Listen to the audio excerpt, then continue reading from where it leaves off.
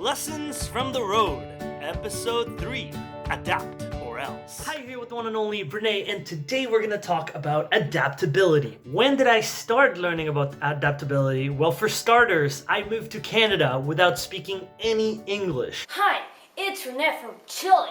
So I had to adapt to saying words like mud, or tobogganing, or voyage. And electrifying.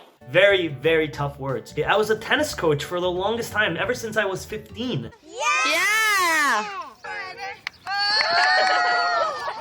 So I had to adapt to kids saying, Coach Rene, this game sucks, to saying, Coach Rene, I think I just sharted on the court.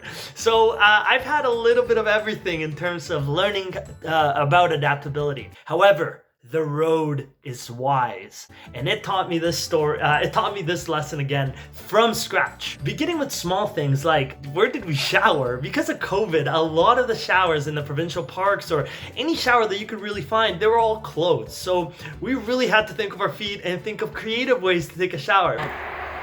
It's cold, but I need this. For example, our favorite, the baby wipe shower. That was one of the small things. However, today I'm going to be talking about one of the first experiences that we had, Manitoulin Island.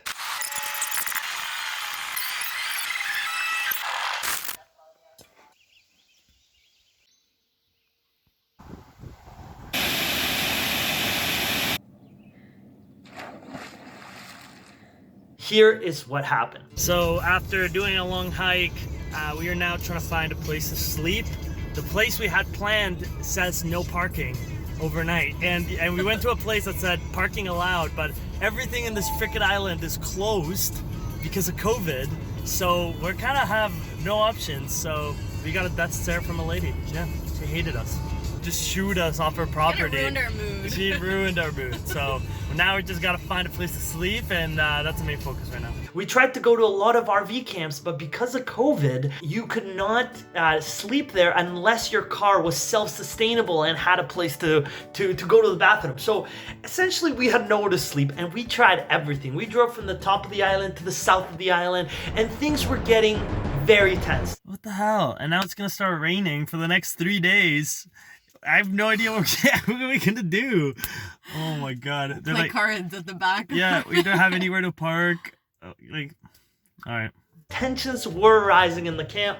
However, we found some ways to keep ourselves happy. So on our desperate attempt to find somewhere that will take us for sleep, for shelter, we found this beautiful campsite. I'm gonna turn it around for you. Get ready for this. You're gonna be freaking excited. Are you excited? Yes. 3, 2, 1. Boom. That's what I'm talking about. That's what I'm talking about. It's no shelter. In fact, it says no parking overnight at any time, but it's something. You know, looking at different beautiful views, or trying to go on the road and look at different birds. Okay, Zoom sucks, but those birds are massive, I swear. Until we decided that it was time to adapt. So what we decided to do is that it's gonna start raining, so we're just gonna go see the south of the island. As much as we can. Whatever, as much as we can see of this island. And then we're gonna head to Sault Ste. Marie because we have a friend, Matthew Roach, Matt, sending you love. Big shout out to Matt, who allowed us, who graciously blessed us by allowing us to park over at his house in Sault Ste. Marie. So we're gonna park in his house, gonna be a good time. And we ended up driving overnight all the way to Sault Ste. Marie, something that we were not supposed to go till the next few days. And we ended up just completely trying to make the best out of that situation.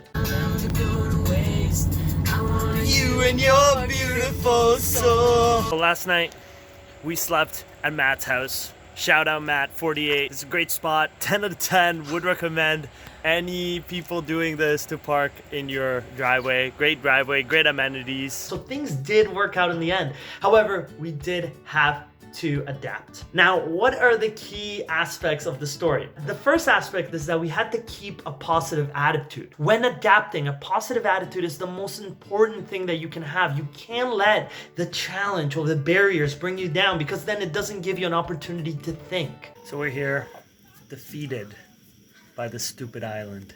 And this is what we found. Look at that. That sad little swing. Yeah, but this gazebo's kind of cute. Yeah, I guess a gazebo. The second important thing is that we simplified the situation. A lot of the times when we're faced with a barrier, it can be so overwhelming as you think of all the different things, all the problems that are around you. So try to simplify the situation. Look at the core problem. And then last but not least, think of alternatives. How can we still tackle this core problem looking at all these alternatives? Lastly, reach out for help. I reached out to my friend Matt, but with Petra, we always rely on each other for help. Now, why is it important to adapt? Well, in COVID, I'm sure in all of your plans, you've had some trouble because of COVID. I'm sure if you have a business, your business has been affected because of COVID. If you have work, now you're working from home. So adaptability has been something huge this year. Now, in general, why is it important to adapt though? First is that you can achieve your goals despite barriers along the way. If you're too obsessed about a business idea, if you're too obsessed about a particular goal or doing something, you might be short-sighted and you might not be able to, in the end, achieve your goals because you're obsessed with the idea and weren't able to adapt. So make sure that you are in that mentality. Second thing, you can increase happiness by being more adaptable. Again, because you have problems along the way, but you are in a more flexible attitude that you're allowed to be sort of easygoing, but it does increase your happiness. In work, you can work with different teams and work with different people because, again, you have developed that flexibility. You can adapt to different people's working styles. You can adapt to different teams. Lastly, and most importantly related to us, is that you can be more adventurous. You can take more calculated risks. You can go back to the idea of the calculated YOLO.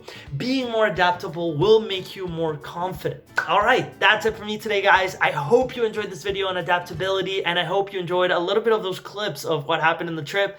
We made it back safe because we were able to adapt. How will you adapt as you face challenges from now on? Cheers, guys. Bye.